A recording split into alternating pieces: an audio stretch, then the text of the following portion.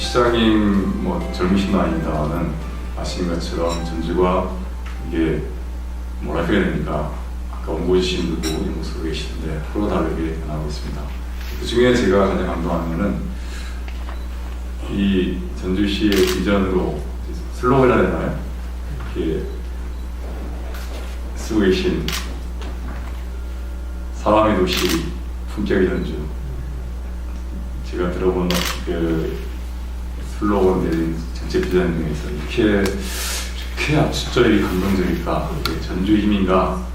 시장의 힘인가? 이런 생각을 좀 하고 있습니다. 오늘 그 비전을 그려가시고 또 구현해 가시면 그 말씀들 좀 같이 들 거라 생각합니다. 여러분 끝까지 함께 열심히 같이 좀 참여하시고 또 앞으로도 시장님 많이 응원해 주시기 바라겠습니다. 고맙습니다.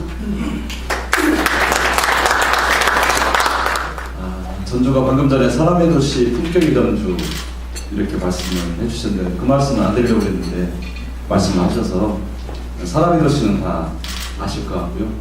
품격의 전주는 이제 우리 사회가 양에서 질로, 질에서 격으로 넘어가야 되는데 우리가 지금 양에서 질까지는 왔는데 질에서 격으로 넘어가는 그 길목에 있는 것 같습니다. 그래서 우리 사회가 양에서 질로, 질에서 격으로 가는 그 포인트에서 우리가 격으로 확실히 더 넘어가자. 이게 이제 저희들의 슬로건입니다. 오늘은 가장 인간적인 도시의 조건이라는 주제로 말씀드리겠습니다. 지금 전주에서 다음 주 목요일부터 전주 국제영화제가 열리고 있고 또 이제 다음 달에는 또 20세 이하 월드컵이 전주에서 열리고 있어서 오늘 국제영화제 관련된 사전에 뭐 큰 행사도 있고 또 국가대표팀은 전주에 오게 돼서 제가 KTX를 10시 25분에 타야 된답니다. 그래서 10시까지 이렇게 이야기하고 하겠습니다. 지난주에 여시제라고 있습니다. 여시제라고 이광재 부원장님 계시고 여시제하고 매일경제하고 공동으로 토론했어요. 그 토론장에 이제 광역은 안희정 지사님, 남경필 지사님, 원희룡 지사님 세 분 오셨고요. 이제 기초는 저하고 국회 조정식 국토위원장님 이렇게 해서 제4차 산업혁명과 도시의 미래라는 걸 가지고 토론을 2시간 반 정도 했었습니다. 근데 끝나고 나오면서 말씀들은 뭐 저도 마찬가지고 좋은 이야기를 저도 했고 좋은 이야기를 듣긴 했습니다만 굉장히 공허했습니다. 사실 아주 공허했고 그것은 역시 제4차 산업혁명의 초점이 기술에 맞춰져 있고 또 기술의 진보에 맞춰져 있고 정작 중심이 되는 사람은 빠져 있기 때문에 더구나 저희 같은 정치인들이 기술을 알면 얼마나 알겠습니까? 그런데 정치가 중심을 잡아줘야 될 게 바로 사람입니다. 근데 사람의 중심을 정치가 잡아주지 않으면 이제 어떤 논의든 공허할 수밖에 없고 그것은 과학자들이 하는 이야기하고 정치인이 해야 될 일하고는 꽤 많은 괴리가 있다는 생각이 듭니다. 그래서 우리 도시도 마찬가지입니다.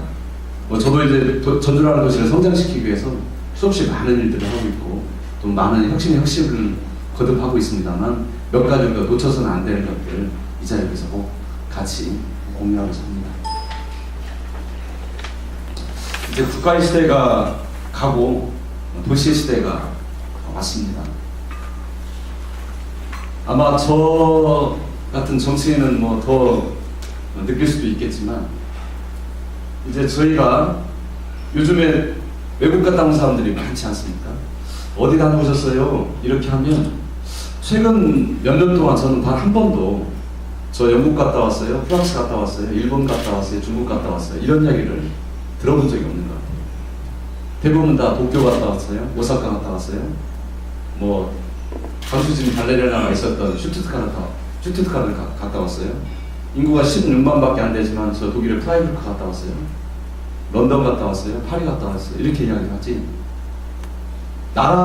국가를 달려갔다 하는 사람들은 우리 주변에 거의 없는 것 같습니다. 그런데 전 세계에서 유일하게 코리아를 다녀오는데 서울 말고 알 수 있는 도시들이 다 한국에 없습니다. 대한민국. 대부분 사우스 코리아에 갔다 왔다 그러면 서울 말고 다른 도시에 다녀왔다 또 다른 도시를 이야기하면 인지하는 사람들이 거의 없는 도시가, 거의 없는 나라가 바로 대한민국입니다. 그것은 대한민국이 워낙 중앙 집권적으로 또 서울을 중심으로 성장을 해왔고 또 서울을 중심으로 모든 일들이 벌어지기 때문에 대한민국에 있는 도시들이 성장하는 것은 굉장히 사실은 어렵습니다. 그리고 또 하나, 전 세계에서 좀 산다는 나라들, OECD를 중심으로 해서 꽤 좀 선진국 반열에 들어가는 나라들, 이런 나라들 중에서 그 도시를 평가하는 기준이 인구를 가지고 도시를 평가하는 나라는 딱 두 나라입니다. 전 세계에서. 바로 우리 한국과 중국입니다. 우리는 조선시대 때 저희 전주도 마찬가지입니다. 우리 어르신들 만나면 우리가 조선시대에 3대 도시였는데 서울, 전주, 평양 이렇게 그때도 다 인구로 그랬거든요. 지금도 대한민국에 있는 모든 도시들이 사실 인구를 중심으로 몇 대 도시 이렇게 평가합니다. 제가 중국을 가끔 가면 중국 사람들 저 제일 만나면 제일 먼저 물어보는 이야기가 당신 도시 인구가 얼마나 됩니까? 그래요. 제가 66만입니다. 그럼 한숨을 푹 쉽니다. 우리는 800만밖에 안 돼요. 근데 우리는 중국에서 가장 작은 도시입니다.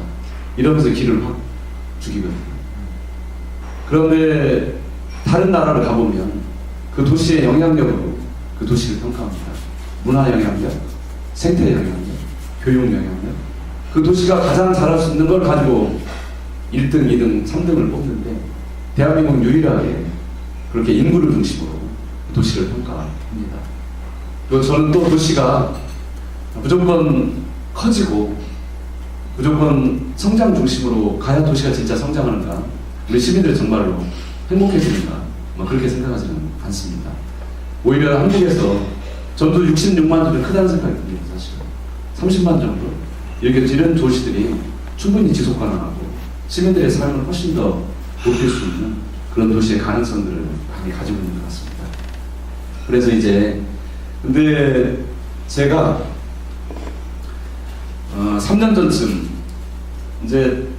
제가 28살 때 내가 언젠가는 전주시장이 꼭 돼야지 생각을 하고 있다가 17년 만에 45살 때 전주시장이 됐습니다.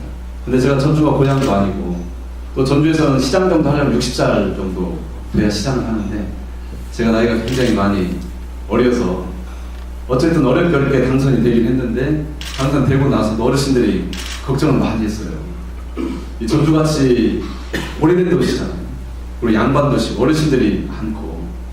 근데 저 젊은 친구가 과연 이걸 어떻게 할까?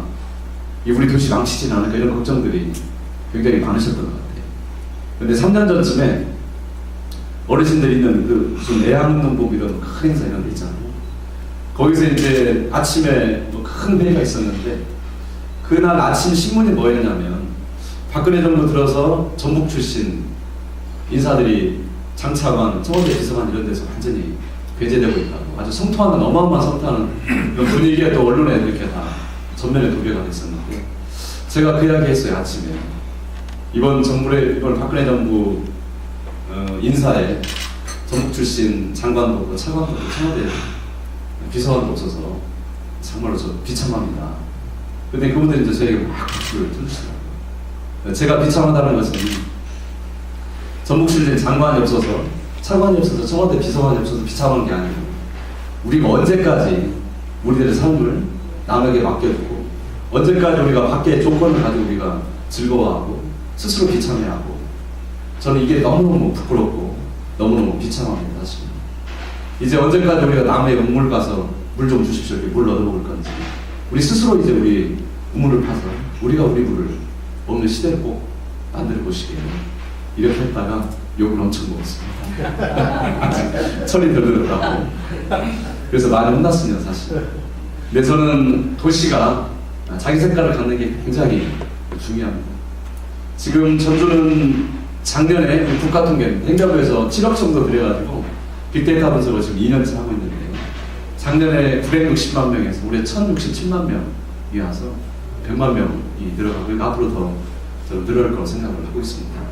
특히 저희가 중국인 관광객을 유치하지 않습니다.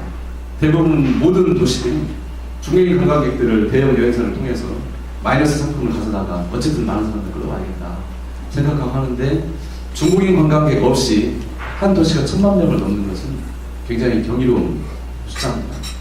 그리고 또 저희가 말씀드린 대로 대형 여행사를 통해서 관광객을 모집하는 게 아니고 개별 여행객 중심으로 되어 있기 때문에 1000만 명이 온다는 것은 많은 숫자가 사실은 오는 거고요. 작년에 미국의 CNN에서 올 1년 안에 반드시 가봐야 될 아시아 10개 도시를 뉴스를 내보냈는데, 1위가 일본의 홋카이도, 2위가 중국의 상해, 3위가 대한민국 전주였습니다. 그래서 현재 60개국에서 지금 외국인들 오고 있고요. 특히 이제 다음 달에는 UEC 월드컵이 전주에서 열리기 때문에 더 많은 사람들이 전주를 찾아올 거라고 생각하는데, 저희 진짜 고민은 이게 이제 지속 가능한가, 이게 우리 전주를 훼손하지 않고 언제까지 이게 지속 가능할 건지, 여기에 대한 사실은 고민들이 아주 많습니다.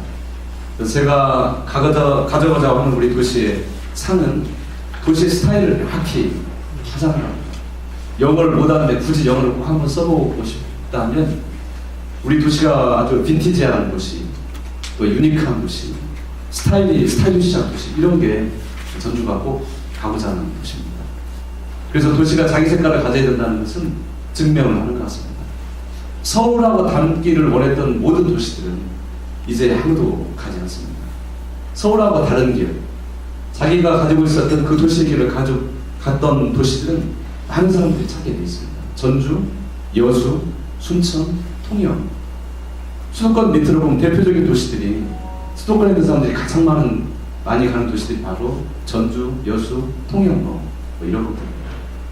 그래서 서울의 짝퉁 도시, 서울의 아비 도시가 되려고 노력했던 도시들은 이제는 아무도 가지 않습니다. 그래서 도시가 자기 스타일, 자기 색깔을 확실히 드러낼 때 그게 훨씬 더 세계적이고 훨씬 더 개방적입니다. 전주답기를 수없이 그동안 노력해왔고 또 지켰습니다. 그러다 보니까 전주에 훨씬 더 전주가 글로벌한 도시로 잘 성장하고 있다는 겁니다. 그리고 이제 국가가 도시 시민들의 삶을 책임질 수가 없는 시대가 이미 왔습니다. 제가 그 시민의 불복종이라는 책을 7년 전쯤 처음 읽었었던 것 같아요. 거기에 데이비드 솔로가 이야기해, 우리는 국민이기 이전에 먼저 인간이어야 한다. 정책 대상으로서 그런 국민이 아니고 한 인간으로서 존엄을 받는 그런 사회. 3년 전인가 5년 전인가 용산 재개발하면서 이제 그 재개발 거기 있던 주민들을 공권력이 들어서 싹 잃어버렸잖아요. 그것은 정책 대상으로 국민을 본 거죠. 그러면서 사고가 나서 많은 분들이 생명을 잃었잖아요. 그런 것처럼 한 사람 한 사람 개인으로 인간의 존엄으로 본다면 그렇게 할 수는 없는 거죠. 그런데 국가는, 우리 국민들은 한 사람 한 사람 개인의 존엄성을 지닌 존재로 상대하기가 사실 굉장히 어렵습니다. 그래서 이제 말씀드린 대로 인간이 존엄하다는 가치를 실현시키는 것은 결국은 관에서 할 수 있는 게 아니고 결국은 지역의 공동체가 살아날 때만이 그게 가능한데, 그게 결국은 국가 단위로 할 수가 없는 일이기 때문에 한 개인이 인간의 존엄을 갖는 것도 도시 단위로, 마을 단위로 이룰 수밖에 없고, 그 도시가 성장하는 것도 역시 도시가 가지고 있는 자기 색깔을 지켜가는 것도 국가가 할 수 없는 일이기 때문에 이제 우리의 미래는 국가의 시대가 끝나고 도시의 시대가 왔고, 이제 도시 스스로 그 책임을 져야 된다는 겁니다. 우리가 언제까지 중앙정부에 목을 메고 언제까지 지역에 장차가 한 사람이 있어가지고 그 도시가 지속 가능하고 성장할 거라는 착각과 오류는 이제는 해서는 저희가 안 된다는 겁니다. 그래서 도시의 미래는 우리 도시 시민들의 책임이고 우리 도시 시민들의 이제 능력 여하에 따라서 달려있다는 것을 이 자리에서 꼭 말씀드리고 싶었습니다. 첫 번째, 도시가 가져가야 될 중요한 가치들이 몇 가지가 있는데요. 시간이 짧기 때문에 몇 가지 반드시 가져야 될 가치에 대해서 좀 말씀드리고자 합니다. 만약에 제가 박원순 시장님께, 시장님, 서울에서는 밥을 굶는 아이들이, 밥을 먹고 싶어도 먹을 수는 없는 아이들이 있을까요, 없을까요? 그러면 분명히 저에게 없어요. 이렇게 말씀 못 하실 겁니다.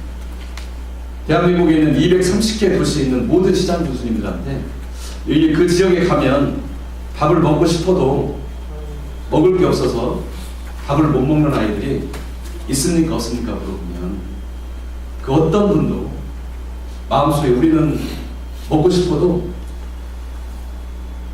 밥을 굶는 애들 우리 지역에는 한 명도 없어. 이렇게 말씀하실 분은 단 한 명도 없습니다.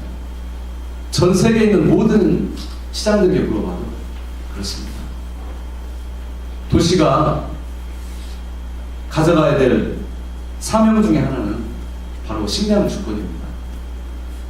굶지 않을 권리. 아마 대부분 그렇게 생각 안 하실 거예요. 우리 주변에 밥 굶는 애들이 어디가 있나. 그런데 서울은 훨씬 많습니다. 부산도 훨씬 많습니다. 대도시로 갈수록 우리 눈에는 보이지 않지만 그런 분들이 많이 있는 거죠, 사실. 테레사 수녀님이 2년 전인가 3년 전에 성인으로 이제 카톨릭에서 성인으로 추대가 되셨잖아요. 근데 카톨릭 테레사 수녀님이 인도 캘커타에 계셨잖아요. 인도 캘커타에서 수십 년 죽을 때까지 이제 거기서 봉사를 하시다가 돌아가셨는데 한국에 돈이 굉장히 많은 사장님 한 분이 사장님을 퇴직하고 수녀님한테 편지를 했대요. 수녀님 저 어느 회사에 일하는 사장인데 저 그만두고 사실 돈도 정말로 많습니다.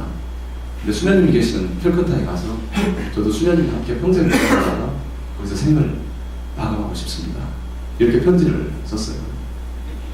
근데 수십 년 전 캘커타는 인도가 지금도 그렇지만 보통 사람 생각하기에 인도는 정말로 불결하고 지저분하고 아프고 상처받은 사람이 가장 많은 지역이 아마 캘커타일 거다. 그래서 테레사 수녀님도 캘커타를 가신 거죠. 근데 이제 한 달 뒤쯤 편지가 돌아왔어요. 사장님 그 당시에는 20년, 30년 전이니까 굉장히 먼 나라인데 여기 와서 저와 함께 봉사하다 평생 죽을 때까지 저와 함께 산다고 이렇게 말씀해 주시니까 너무너무 고맙습니다. 그런데 사장님 인도의 캘커타는 여기에만 있는 게 아닙니다. 사장님이 살고 계시는 집 담 하나만 넘어보면 거기 아마 당신이 살고 있는 한국의 캘커타가 있을 겁니다. 담을 넘어서 하나 안 보이면 그 담 또 하나만 넘어보십시오. 그러면 바로 그 자리에 있는 캘커타가 있을 겁니다. 그러니까 인도까지 오셔가지고 캘커타 찾지 마시고 당신이 계시는 그 자리에서 인도의 캘커타를 찾아주시고 그렇게 봉사해 주십시오. 이렇게 편지가 왔습니다. 그래서 우리가 멀리 보는 것들, 바깥을 보는 것도 굉장히 중요하지만 우리가 살고 있는 이곳, 이 자리의 문제들을 확인하고 또 우리의 할 일을 찾는 것은 무엇보다도 중요한 일인 것 같습니다. 지금 대한민국에 학교에서 점심 한 끼는 주니까 점심 한 끼를 먹지만 밥을 먹고 싶어도 아침과 저녁을 먹는 아이들이 상상하시는 것보다 훨씬 더 많이 있습니다. 그리고 독거노인이 되셔가지고 혼자 집에서 식사를 하시는 분들 제가 나중에 말씀드리겠지만 여러분들이 상상하시는 것보다 훨씬 많습니다. 우리가 4차 산업혁명을 통해서 어마어마한 발전을 하고 달나라도 가고 화성도 가고 우리가 어딜 가잖아요. 우리 주변의 도시의 기본은 굶지 않는 권리, 식량권을 지켜주는 게 도시의 가장 중요하고 가장 기본입니다. 전주시가 3년 전부터 매일 아침 새벽 2시부터 도시락을 준비해가지고 4시 반부터 7시까지 전주에 있는 300여 명의 아이들에게 도시락을 배달해줍니다. 그 도시락 반찬이 저희 집 반찬보다 훨씬 더 좋습니다. 근데 이제 이게 3살, 4살 아이들부터 고등학교 아이들까지 있기 때문에 어느 한 집안에 집단으로 지역에 모여있는 게 아니고 전주도 꽤 넓습니다. 사실 면적으로 보면. 근데 다 뿔뿔이 흩어져 있기 때문에 산비탈 저 꼭대기에 한 집이 있고 또 대부분 다 가난하기 때문에 비탈 주부자 아이들이 굉장히 많이 살고 있어요. 그래서 이제 그 아이들을 찾고 찾아서 아이들을 발굴해서 아침에 새벽 2시부터 정말 좋은 반찬에 따뜻한 국에 맛있는 밥에 도시락 아주 귀하게 싸가지고 아이들 문 앞에 주고 어제 아이들이 먹은 도시락이 있으면 다시 가져오고 있습니다. 이게 제가 자주 가요. 그런데 4시 반쯤 아이들 도시락을 가지고 문 앞으로 가면 4시 반 5시쯤 불이 켜져 있어요. 아이들 한참 자야 될 시간. 근데 아이들이 어제 저녁을 못 먹은 거죠. 근데 이 대부분의 아이들은 엄마하고 사는데 엄마가 장애를 가지셔가지고 집이 너무 가난하구나. 엄마는 없이 아빠하고만 사는데 아빠가 알코올 중독이구나. 할머니 할아버지하고 사시는데 연세가 너무 많이 드셨구나. 아니면 아이들끼리만 살아. 대부분 그런 아이들. 근데 4시 반쯤 가면 아이들이 불이 켜져 있는데 저희가 도시락을 가지고 이제 전주 전체를 다 줘야 되기 때문에 막 뛰어서 다니거든요. 근데 새벽 4시 반 5시쯤 도시락 배달 하시는데 뛰면 주변에서 되게 올라가세요. 시끄럽다. 또 뛰는 이 발자국 소리가 사람을 불안하게 만든다. 뭔가 사고 난 것처럼 4시 반 캄캄할 때니까. 근데 아이들이 그래서 살금살금 가게 되는데 아이들이 문 앞에서 기다려요.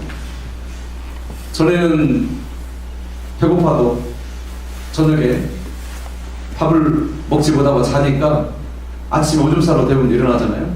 그러면 그냥 물 먹고 잤는데 지금 어제 저녁을 못 먹어서 굉장히 배가 고픈데 도시락이 오는 걸 알아요. 아, 4시 반이야. 그러면 한 30분 안에 도시락이 오겠다. 그래서 그 시간에 아이들이 도시락을 정신없이 먹습니다. 배가 고프니까.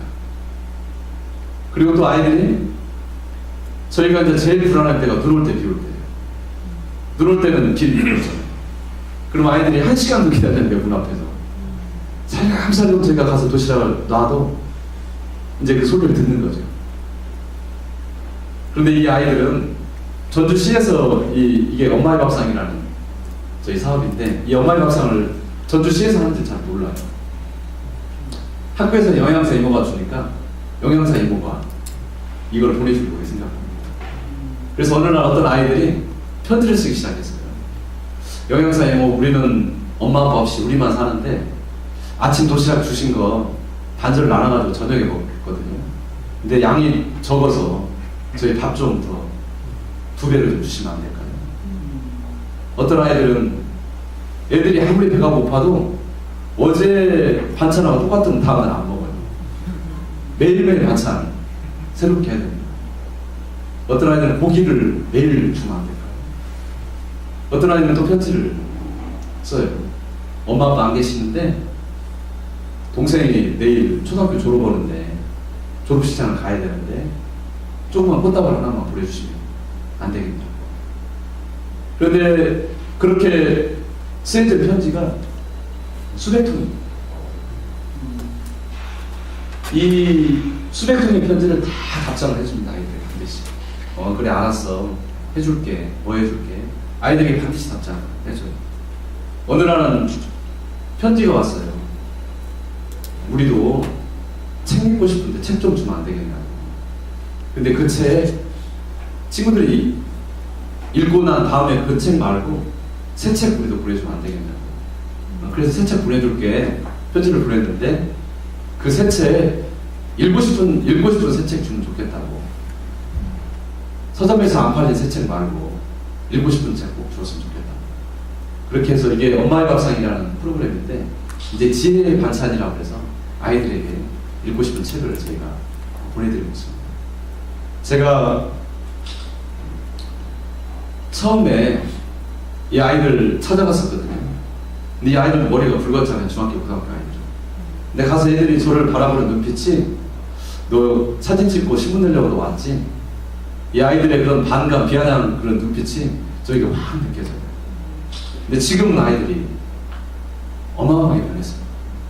굉장히 밝게 변했어요.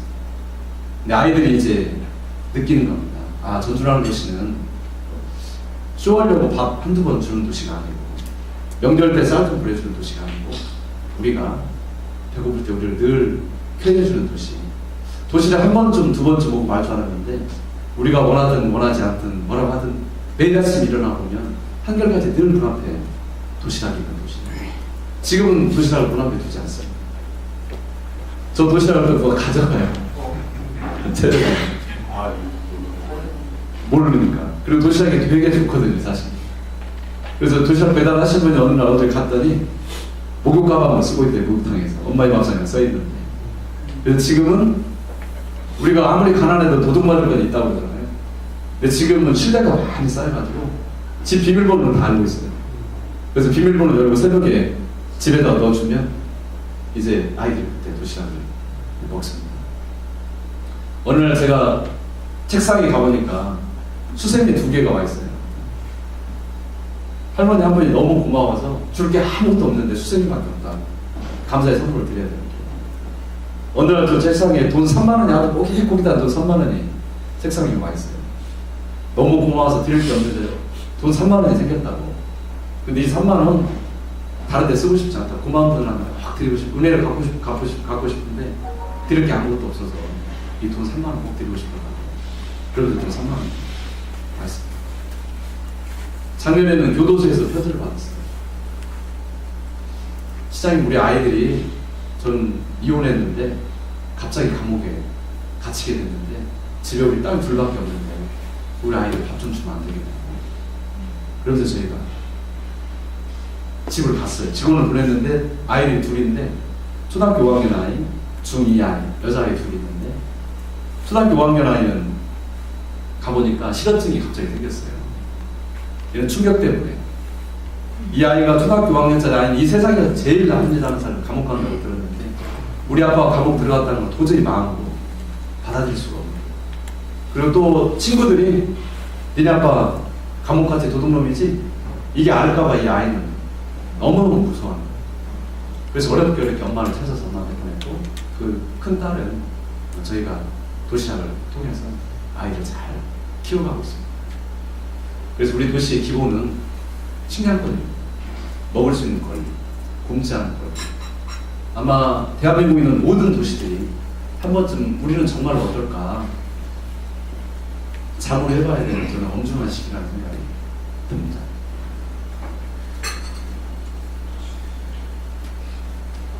두 번째는 식량권 이야기고요.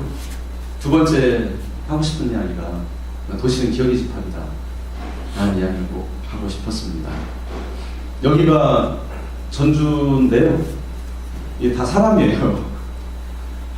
전체 이 뭐 다 까만 게 수만 명의 사람이 밀집해 있습니다. 이 공간은 전주가 전국체전을 치렀던 장소예요.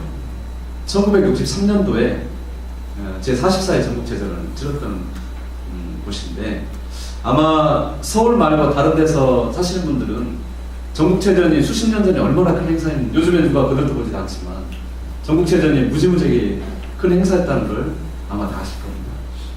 전국체전이 그 도시에서 이제 개최돼야 그 도시에 처음으로 까만색 아스팔트로 된 4차선이 그 도시에 운명처럼 처음으로 생깁니다. 그 도시에서 처음으로 실내체육관이라는 게 그 도시에 만들어지고 그 도시에서 처음으로 공성운동장이라는 게 만들어지는 게 있기 때문에 그 도시에서 전국체전을 바라보는 눈빛은 어마어마한 사건이죠. 처음 보는 일이에요. 근데 그 당시에 전주뿐만이 아니라 많은 도시들이 돈이 없었어요. 근데 전주도 마찬가지입니다.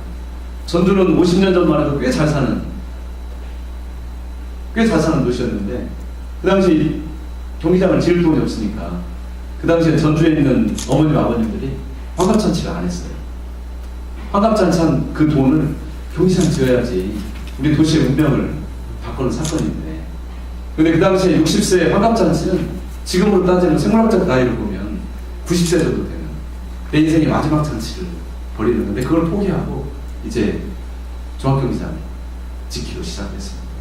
그래서 이 종합경기장이 이제 만들어졌고 그걸로 안 되니까 구두닦이들이 영마주의들이 이런 사람들이 교도소에 있던 분들이 물건을 만들고 그 돈을 모아서 어마어마하게 많은 돈을 모아서 이 경기장을 지었고 지금 이 경기장 한번 등개축돼가지고 그 자리에 있습니다. 그런데 시작이 됐는데 이제 이 전주시에 수없이 많은 개인과 집단의 기억이 있는 이 종합경기장은 롯데쇼핑이 들어오는 걸로 해서 저 오기 전에 계약이 돼 있었고 와서 이제 취소를 했습니다. 저하고 지금 롯데하고 지금 계속 이제 법정 공방 중에 있는데 그래서 저도 우리 시민들로부터 뭐 무지무지한 비난도 많이 받고 전주시가 발전을 해야 되는데 대체 이게 뭐하는지 이게 젊은 애들이 분탕질을 하고 있다고 욕도 많이 먹고 그렇습니다. 그런데 이건 분명합니다. 도시가 새로운 도시는 편하고 좋을 수는 있지만 새로운 도시는 위대한 도시는 될 수가 없습니다. 새로운 도시는 편하고 쾌적하고 좋을 수 있지만 인간의 깊은 영감이나 사람들에게 많은 감동을 줄 수 있는 그런 요소들이 사실 많지 않습니다. 그런 요소를 만들려면 결국은 만들어진 것들로 사람들에게 감동도 주고 영감도 줘야 되는데 만들어진 것들은 별게 없다는 게 아니고 굉장히 소중하지만 그것은 어디든 다 만들 수 있는 건데 그 도시가 가지고 있던 그 기억 또 짧게는 뭐 추억 또 기억 길게는 역사 이런 건데 그걸 돈으로 살 수는 없지 않겠습니까? 그래서 제가 이제 이거를 경기장을 재생하자. 경기장을 저 남도하게 그대로 둔다는 게 아니고 재생해서 얼마든지 미학적으로도 굉장히 아름답고 좋은 컨텐츠를 담을 수 있는 것들이 너무너무 많으니까 그래서 제가 그 일본 가나자와의 시민예술촌도 이야기하고 런던의 테이트 모던도 이야기하고 계속 많은 분들을 설득 그래서 아직도 뭐 다 설득을 된 건 아닙니다. 지금 현재 공방 중에 있습니다. 근데 언젠가는 우리 시민들의 광장과 제가 하고 싶은 현대미술관을 이쪽으로 분간 유치하려고 그러는데 또 공원과 숲 이렇게 만들려고 합니다. 쇼핑몰이라는 게 제가 쇼핑몰을 반대하는 막 근본주의자가 그러진 않습니다. 그렇지만 우리가 쇼핑몰이라는 게 우리한테 무엇인지 그 말씀 잠깐 드리고 싶습니다. 쇼핑몰에 들어가면 보통 평균 2시간에서 4시간 정도를 머물게 됩니다. 전주뿐만이 아니라 쇼핑몰에는 장례식장 빼놓고는 모든 게 다 들어가 있습니다. 그런데 쇼핑몰의 조명, 음악, 물건 구성, 동선 이런 게 마케팅 하시는 분들이 하는 것 같지만 절대 그러지 않습니다. 쇼핑몰을 구성하는 것들은 뇌과학자들이 합니다. 들어가셔가지고 여러분들의 눈빛, 동선, 표정, 몸짓 이런 게 과학적으로 다 분석이 돼가지고 뇌를 어떻게 해서 물건을 사고 싶게 만들까? 어떻게 해서 이게 더 오래 머물게 할 수 있을까? 아주 과학적으로. 그러니까 우리 모든 분들이 그 안에 다 들어가 있는 거예요. 프로그램들 그대로 다 따라가는 겁니다. 그런데 그 프로그램을 짜놨는데 이게 잘 안 돼요. 그럼 또 다시 다른 프로그램을 집어넣어서 많은 분들을 어떻게 여기서 오래 담겨두고 마지막에 물건을 사게 두고 어떻게 음식을 먹게 하고 이게 다 되는 거예요. 동물원에 가보면 조금 더 제가 동물원 이야기를 하려고 하는데 동물원에 가보면 동물들이 하는 정형행동이라는 게 있어요. 좁은 공간에서 하는 그런 그 긍정적인 행동이나 부정적인 행동인데 이게 다 같은 좁은 공간에 있으면 행동들이 거의 비슷해집니다. 그런데 대한민국 전체가 다 쇼핑몰로 만들어지고 있잖아요. 도시가 사람을 담는 그릇입니다. 이 그릇을 어떻게 만드냐에 따라서 시민들의 삶도 변화해요. 이 도시의 그릇을 어떻게 만드냐에 따라서 시민은 그대로 만들어지는 겁니다. 물리적으로는 곡선도를 만들면 곡선대로 가지만 직선도를 만들면 그대로 직선으로 따라다니는 물리적 공간을 따지면 컨텐츠도 마찬가지입니다. 도시의 컨텐츠를 시민들이 만드는 거 아니잖아요. 사실. 도시의 컨텐츠를 누군가 제공하면 거기에 반응을 하는 게 시민들이기 때문에 그 물리적 공간, 컨텐츠라는 그 도시의 그릇을 어떻게 만드냐에 따라서 시민들의 삶도 팍팍 바뀌어집니다. 그런데 대한민국의 쇼핑몰이 위험한 것은 기후 때문에 그렇습니다. 추운 날, 더운 날, 비 오는 날 밖에 나갈 수가 없기 때문에 저희 실내로 들어가야 됩니다. 그럼 대한민국에 있는 어마어마한 쇼핑몰이 전국을 다 뒤덮고 있는데 토요일 날 오후쯤, 일요일쯤 되면 대한민국 인구의 4분의 1 정도가 쇼핑몰 안에 다 들어가 있어요. 근데 그 인구들이 똑같이 행동을 하는 거예요. 똑같은 생각을 하고. 대한민국의 다양성이 사라지고 대한민국 전체, 제가 대통령이라면 기가 막힐 것 같아요. 우리 시민들이 다양한 생각을 하고 창조적으로 활동하고 밖에서 즐겁게 바람도 쏘이고 아이들하고 놀고 해야 되는데 그 뇌과학자들이 만든, 마케팅 하시는 분들이 만든 그 프로그램에 들어가 똑같은 행동을 대한민국 국민들이 전체 다 하고 있는 거죠. 근데 그것은 앞서 말씀드린 도시의 시대하고 그 이야기가 마찬가지입니다. 도시가 자기 정체성을 가지고 자기 색깔을 가지고 전개력이 있으면 결국 도시가 모여서 국가가 되는 거기 때문에, 그래서 쇼핑몰이라는 게 결국 도시를 획일하는 거죠. 대한민국에 있는 모든 도시들이 다 복제되고 있어요. 실제로 몇 개 도시 빼고 도시의 패턴이 똑같습니다. 도시 한 중심에 반드시 어떤 이유로든 쇼핑몰이 아무리 막아도 어떤 이유로든 밀고 들어갑니다. 그래서 쇼핑몰이 가운데 딱 있고 옆에 보면 스타벅스가 있고 맥도날드가 있고 통닭집이 있고 핸드폰 가게가 있고, 이렇게 모든 도시들이 다 공장에서 찍어놓은 것처럼 사실은 다 그대로 다 복제되고 있는 겁니다. 근데 그것은 많은 분들이 도시를 성장시키면, 이런 식으로 이런 방식으로 도시를 성장시키면 사람들이 많이 몰려드는 우리 부자 도시가 될 거다. 근데 실제 절대 그러지 않습니다. 신도시는 좀 다른 일입니다. 신도시는 원래 지켜야 될 것, 이런 기업들 역사들이 없기 때문에 모르지만 대부분 신도시가 하는 모든 도시들이 겪는 그런 어려움인데, 쇼핑몰이 우리에게 진짜 어떤 의미인지 이 자리에서 꼭 같이 이야기를 좀 나누고 싶었습니다. 그리고 그런 것들이 바로 도시의 기억을 지우고 길게는 역사를 지우는 거기 때문에 그런 모든 도시들이 다 똑같아진 거죠. 도시가 자기 정체성을 찾아가는 가장 빠르고 중요한 방법 중에 하나가 그 도시의 물리적 공간과 보이지 않는 것들에 대한 자기 정체성을 지켜가는 게 굉장히 중요한데, 그래서 그 도시의 구도심이 아주 중요합니다.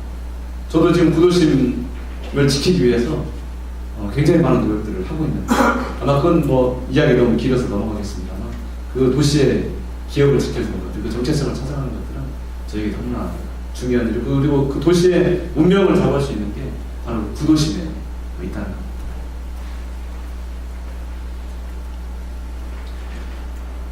이제 이 화면을 전 세계에서 하나밖에 없는 곡선 다리입니다.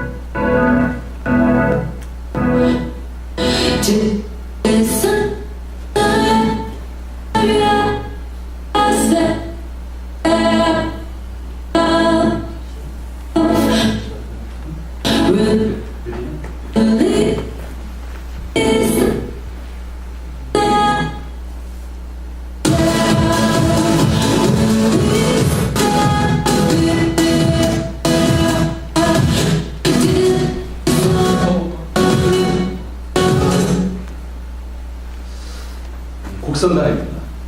근데 한 번도 다리가 저렇게 원형다리라는 생각을 아마 저도 해본 적이 없고, 이 화면을 보시는 분들도 야, 다리가 저럴 수 있구나 아마 이런 생각을 하셨을 것 같아요.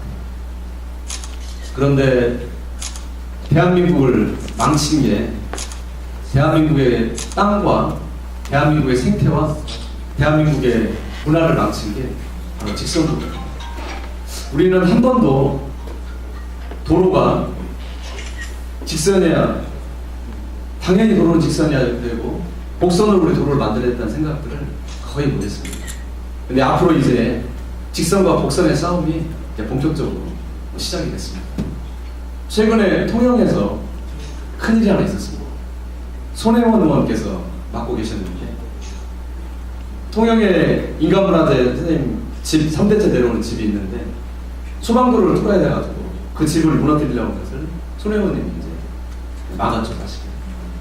근데 우리는 개발 시대 때 아무리 아름다운 산이 있어도 무조건 직선으로 뚫고 들어가서 도로를 내야 되고, 아무리 아름다운 강과 하천이 있어도 우리는 무조건 뚫고 들어가서 직선으로 도로와 다리를 만들어야 되고, 아무리 아름다운 생태, 아무리 아름다운 문화재가 있어도 우리는 도로니까, 도로는 직선으로 가야 되니까 모든 걸 다 뚫고 넘어갔습니다. 단 한 번도 도로는 곡선으로 만들어야 돼 이 생각들을 우리는 다 한 번도 못했어요. 도로를 곡선으로 뚫는 사람은 아주 무능한 사람, 다리를 곡선으로 낸 사람은 이거 정말로 목을 베야 돼. 토목지 공무원 중에서 가장 무능한 사람이 도로를 세상에 곡선으로 만들어 직선으로 쭉쭉 뻗어야지 이랬던 사람들, 이 바로 무능하다고 인정받는 사람이었어요. 도로를 곡선으로 만든다. 가우디 아시잖아요. 바르셀로나에 가면 성가족 성당 엄청나게 큰 성당 있잖아요. 가우디가 그런 이야기를 했습니다. 직선은 인간의 선이고 곡선은 신의 선이다. 곡선이 정말로 아름다운 선이죠. 이미 코펜하겐 이런 도시들이 이미 도로를 다 곡선으로, 오히려 곡선으로 다 만들고 있어요. 직선을 보이면 황량한 자동차와 길밖에 보이지 않지만 곡선도로는 반드시 풍경이 보이게 되어 있습니다. 도로를 도로만 생각하면 자동차만 생각나지만 도로를 거리라고 생각하면 어떻게 아름다운 저 도로를 인간 중심으로 거리를 만들어갈까 이런 고민을 하게 됩니다. 하천을 하천이라고 생각하면 하천에서 있는 여러 생물들, 물고기들, 새들 이렇게 생각하지만 하천을 수로로 생각하면 물밖에 보이지 않습니다. 그래서 이제 도로를 한 번쯤 도로라고 생각하지 마시고 도로를 거리를 만들어 보면 어떨까 이렇게 고민을 하면 패러다임이 완전히 바뀝니다. 이 도에서 어떻게 사람들이 편하게 어떻게 즐겁게 쾌적하게 감동을 받으면서 어떻게 이 길을 갈 수 있을까. 근데 그걸 망쳤던 게 바로 직선이었습니다. 그래서 곡선의 도시가 우리는 대한민국 전체 모든 도시를 보더라도 곡선 도시가 없습니다. 직선 도시를 만들었던 게 바로 도시 마스터 플랜 했던 사람들이 도시를 망쳐놨습니다. 그래서 저희에게는 골목이 다 사라졌어요. 도시의 복도만 남았습니다. 도시에 다 언덕이 없어지고 다 평지만 남았어요. 도시도 사람하고 똑같습니다. 도시도 똑같이 오감이 있어요. 도시의 피부도 있고 도시의 소리도 있고 도시의 냄새도 있고 도시의 맛도 있는데 마스터 플랜 하시는 분들이 무조건 평지로 해서 깔아서 콘크리트 포장을 다 했습니다. 도시의 피부가 완전히 그렇게 답답하게 화장을 우리가 다 한 거죠. 그것은 바로 직선에 대한 강박 때문이었습니다. 그래서 도시를 생각할 때 직선 도시와 곡선 도시를 우리가 반드시 생각을 해야 그 인간 도시로 그 도시가 변해간다. 이제 혹시 전주에 오시면 전주역 앞이 지금 이 사진보다 훨씬 더 차들이 많고 이 사진보다 훨씬 더 황량합니다. 사실은. 근데 이제 여기 이쪽에 전주역이라는 데가 있는데 이 전주역을 여기가 지금 8차선인데 10차선도 반절 좀 줄이고 제가 여기부터 1km를 전주의 가장 큰 대로입니다. 직접 가보시면 전주역 내려보시면 가장 큰 대로인데 시범적으로 지금 1km를 반절로 줄여서 곡선도로를 만들고 생태도로를 만들어가고 있습니다. 요즘에 다음 시장 떨어질 정도로 욕을 많이 먹고 있습니다. 여기가 대로에서 차들이 굉장히 많은데 이제 이렇게 아직 공사 중에 있습니다.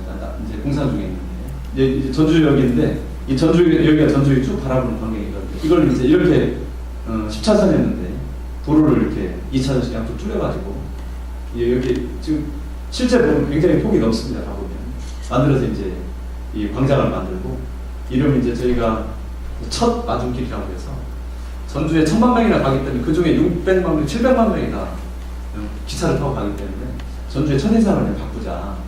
외지인들이 오면 우리가 처음 마중하는 길, 그 첫 마중길이라고 좀 많이 바꿔가고 있는데 이렇게 지금 이제 나무를 막 심고 있습니다. 공사 중에 있는데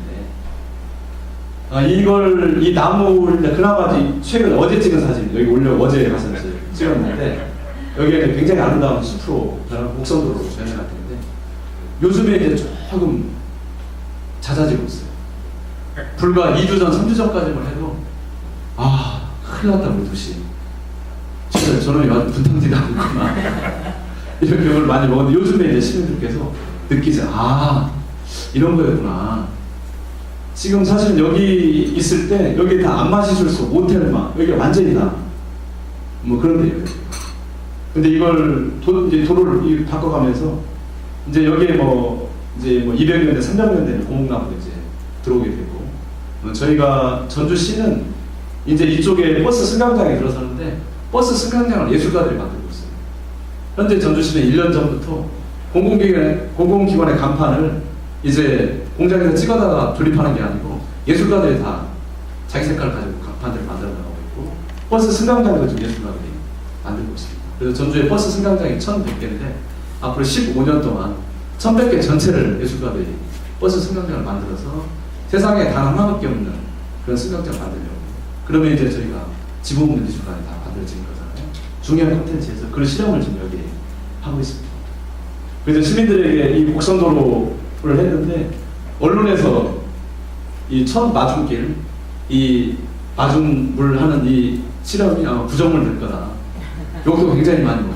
근데 요즘에 이제 겨우겨우 조금씩 변화가 되고 있고, 아, 시장이 이야기했던 곡선도로라는 게 우리에게 이런 의미가 있구나. 우리가 비록 이 가는 길에 직선도로 뚫을 때하고 이렇게 곡선도를 만들 때하고 2, 3분 차이가 나지만 왜 이래서 시장이 곡선도를 만들어 가는구나. 조금씩 이제 인지하기 시작했습니다. 그래서 대한민국에 있는 모든 도로들을 우리가 거리라고 생각해 보면 어떨까? 그러면 많이 달라집니다. 그래서 도시가 직선과 곡선의 싸움에서 한 번쯤 곡선에 대해서 같이 생각하는 꼭 계기가 됐으면 좋겠습니다. 생태도시 이야기 잠깐 하려고 합니다. 대부분 모든 도시들이 우리가 생태도시 가야 된다, 생태도시 가야 된다 그런 이야기를 많이 하세요. 그런데 생태도시하고 조경도시는 본질적으로 다릅니다. 대한민국에 있는 모든 도시에 나무도 많이 심고 하천도 막 맑게 가고 물도 깨끗이 하고, 그런데 대부분 거기에서 멈춰요. 사실은 나무를 많이 심어서 숲을 아름답게 가꾸고 이제 물을 맑게 하고. 그런데 우리가 생태도시라는 것은 숲을 가꾸고 물을 맑게 하는 것은 보기적으로 하고 인간의 관상용으로 만들어놓은 게 아니고 사실은 그 안에 생명 때문에 그렇습니다. 숲을 가꾸는 것은 숲에서 여러 생명들이 다시 복원되고 여러 생명들이 거기서 자라날 수 있도록 숲을 가꾸는 거지, 인간이 조경을 해야 돼 보기적으로 만드는 거 아니고. 하천을 저희가 다시 생태적으로 만든다는 것은 하천의 생명들을 다시 살려내는 거지, 하천을 저희가 보기적으로 하고 다시 복원하거나 그런 건 아니에요. 그래서 대한민국의 모든 도시를 생태도시 아니하는데 그것은 조경도시가 아니고 진짜 생태도시로 가려면 이제 거기서 다른 생명들을 다시 복원하고 살려내는 그 작업들이 가장 우선하다는 거예요. 이 사진은 전주동물원에 있는 곰사. 생태도시가 생물의 다양성 있는 도시를 말하는데 다른 인간이 다른 생명들하고 공존하는 도시가 바로 생태도시인데, 인간 말고 다른 생명들이 가장 많이 모여있는 데가 바로 동물원입니다. 동물원 실제 많은 생명들이 모여있잖아요. 그런데 동물원은 인간이 선택할 수 있는 최악을 선택한 겁니다. 인간이 자기하고 종이 다르다고 해서 수없이 많은 생명들을 콘크리트 감옥 안에 몰아넣고 그걸 보고 즐거워하고 그걸 보고 거기 희열을 느끼고, 더구나 우리 아이들에게 이런 거야, 생명은 이렇게 함부로 해도 돼, 생명은 이렇게 가둬놓고 우리가 보고 즐기면 돼, 우리 아이들에게 스스로 저희들이 계속 교육을 하고 있는 거잖아요. 그래서 동물원이라는 것은 최악의 선택인데, 그렇지만 우리는 차악을 선택하는 겁니다. 동물원에 갇혀있긴 하지만 그래도 동물들이 행복한 동물들이 갇혀있긴 하지만 그래도 우리가 할 수 있는 한 동물들이 즐겁게 뛰어놀 수 있는 그런 환경을 만들어주는 게 인간이 선택할 수 있는 차악 동물원이라는 겁니다.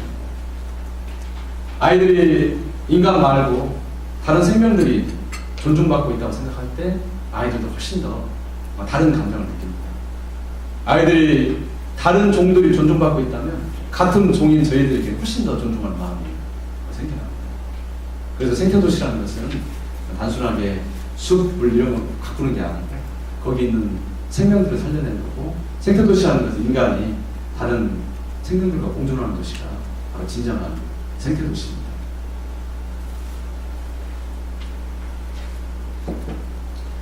시간이 지금 40분 정도 된 것 같아요. 제가 강의가 한 40분하고 또 질문 이야기를 따로 해서 한 5분 정도만 더 하고 마칠까 합니다.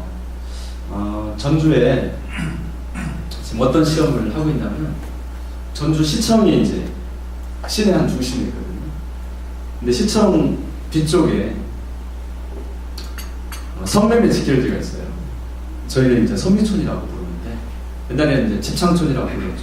근데 집창촌은 굉장히 듣기 거북한 용어입니다. 요즘에 집창촌이 아니라 써서는 안 되고, 성매매 직결지, 또 저희는 원래 별칭으로 선미촌이라는 데가 있어서 지금 거기에 성매매가 꽤 활발하게 지금 이루어지고 있는데, 근데 그 성매매 직결지가 60년 됐습니다. 60년 됐는데 이제 변화를 시작했어요. 제가 3년 전부터 우리 시민단체들하고 거기 있는 주민들하고 저희 행정하고 거기를 걷기 시작했어요.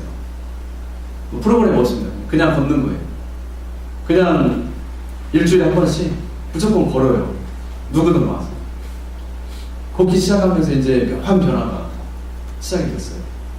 제가 이제 시장 돼가지고 공약을 바꿔보겠다고 했는데, 지금까지 모든 시장들이 공약을 다 했어요. 바꿔보겠다고. 근데 60년 동안 바꿀 수가 없었어요.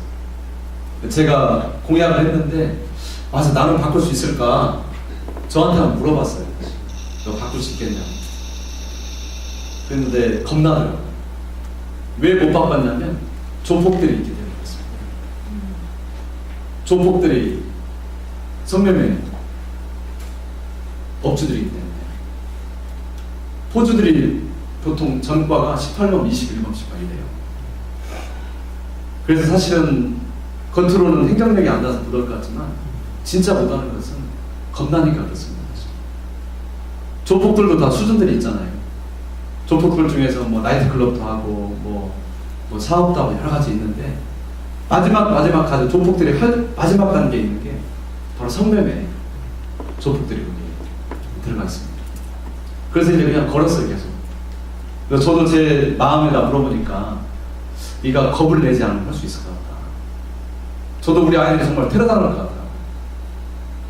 근데 그런 거 생각하지 말고 겁내지 않으면 할 수 있을 것 같다. 내가 겁먹으면 안 되지 하고 이제 시작을 했습니다. 시작을 했는데 이제 경찰력 동원해가지고 들이닥쳐가지고 할 수 있는 방법이 있어요. 매일 경찰들이 하고. 근데 그것은 가장 쉬운 방법입니다. 사실. 또 가장 위험한 방법입니다. 가장 위험한 방법이라는 건 뭐냐면, 물리적으로 가서 동원하는 사람들, 경찰들이 다치거나 공무원들이 다쳐서 위험한 방법이라는 게 아니고, 거기 있는 여성들이 다칠 수 있는 굉장히 위험한 방법이라는 겁니다. 성매매하는 그 여성들이 대부분 그러잖아요. 얘들 돈 벌기 쉬우니까 여기 가서 이런 일 하고 있는 거라고. 근데 절대 그러지 않습니다. 제가 상담을 계속 하는데 100명쯤 되면 한두 명 정도 그럴 수 있지만 98명, 99명 절대 그러지 않습니다. 그래서 우리가 개인의 문제로 그걸 보는 거잖아요. 애들이 할 것 없으니까 거기 가서 이렇게 한다고. 근데 보통 15살 때 들어와서 10년 된 친구들이 있고, 18살 때 들어와서 10년 된 친구들이 있고. 근데 이 친구들이 다시 사회생활을 하려면, 내가 10년 동안 성매매 직결대 들어가서 일을 했다면 또 10년 걸립니다. 상담할 때 초등학생들 그림 맞춰놓고 이렇게 상담을 해요. 사회화가 전혀 안 돼 있어요. 10년 거꾸로 다 퇴보를 해요. 이거는 우리 사회 구조의 문제잖아요. 개인의 문제죠.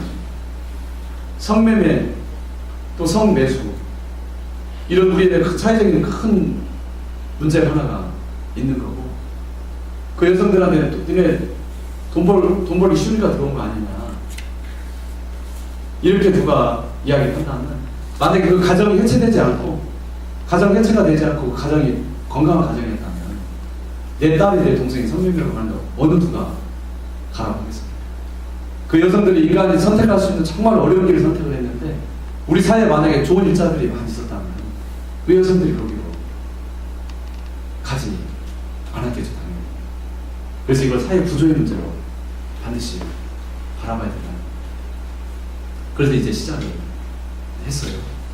했는데 이제 제가 몇 시에 출발해야 되나요? 아, 질문 때문에? 여기 10시에 출발하면 되죠? 예.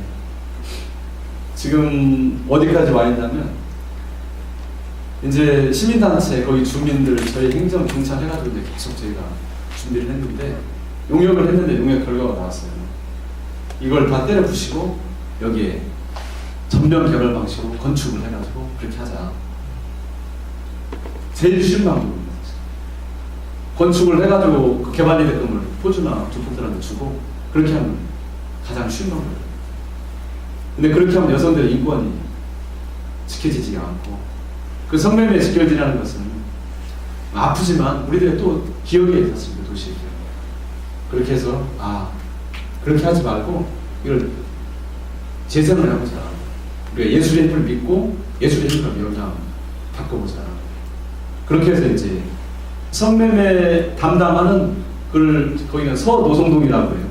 서노송예술촌이라고 아예 시청에 부서를 만들었습니다. 부서를 만들어서 집중적으로 그 일을 하기 시작했고, 이제 처음에는 제가 한다고 하니까 그 친구들이 웃어요. 호주들이. 야, 60년 동안 너처럼 처음에 시작하는 나는 한 놈도 못 오더라. 아무도 걱정을 안 해요. 그래서 그냥 공문을 보냈습니다. 전체. 성매매를 하거나 성매매용으로 건물을 임대를 해주면 저희가 재산을 몰수하게 돼 있어요. 법으로. 그래서 제가 공문 3번 보내고 몰수한다네. 그랬더니 고소도 안 쳐요. 비웃고. 그래서 공문을 보냈어요. 처음 공문을.